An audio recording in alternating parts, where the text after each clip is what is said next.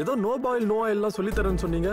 நெருப்பும் எண்ணெயும் இல்லாம சமைக்கிறதுதான்ப்பா நோ பாயில் நோ ஆயில். பர்னரே இல்லாம சவுத் இந்தியன் தாலி எப்படி பண்றதுன்னு பாத்துடலாம் வாங்க. அரிசிக்கு பதில் அவல அதே அளவு எடுத்து தண்ணில அலசி ஒரு 10 நிமிஷம் ஊற விட்டு வடிகட்டி எடுத்துட்டா போலன்னு சாதம் ரெடி. ஆனா நோட் பண்ணிக்கோங்க, வெள்ளை அவல்லையே கெட்டி அவல் தான் வாங்கணும். கட் பண்ண வாழைக்காய ஒரு டேபிள் ஸ்பூன் இந்துப்பு கலந்த தண்ணியில 15 நிமிஷம் ஊற விட்டா வெந்துடும். அப்புறம் அதுல ஒரு ஹீப்ரி டேபிள் ஸ்பூன் துருவன தேங்காய், கேரட், 1/2 டீஸ்பூன் மிளகுத்தூள், 1/4 டீஸ்பூன் ஜீரகத்தூள், உப்பு சேர்த்து பரட்டிட்டா வாழைக்காய் பொரியல் ரெடி. ஆனா நோட் பண்ணிக்கோங்க, வாழைக்காய சின்ன சின்ன துண்டா தான் கட் பண்ணி போடணும். அடுத்து ஒரு ஹீப்ரி டேபிள் ஸ்பூன் தேங்காய், 4 பீஸ் மாங்காய், ஒரு மீடியம் சைஸ் தக்காளிய தண்ணி ஊத்தி கூழா அரைச்ச விழுதுல உப்பு சேர்த்து காஞ்ச மாங்காவையும் 2 டேபிள் ஸ்பூன் சாம்பார் பொடி, தேவைப்பட்ட கொஞ்சமா உப்பு சேர்த்து நல்லா கலந்துட்டு கருவேப்பிலை கொத்தமல்லியை தூவிட்டா சாம்பாரும் ரெடி. ஆஹா, தேங்காய் பால் பாயசம்ல ஆரம்பிச்சு ஊறுகாய், கேரட் பொரியல், பீட்ரூட் பொரியல், வாழைக்காய் பொரியல், சாதம், சாம்பார், பச்சை புளி ரசம்னு காயோட சேர்த்து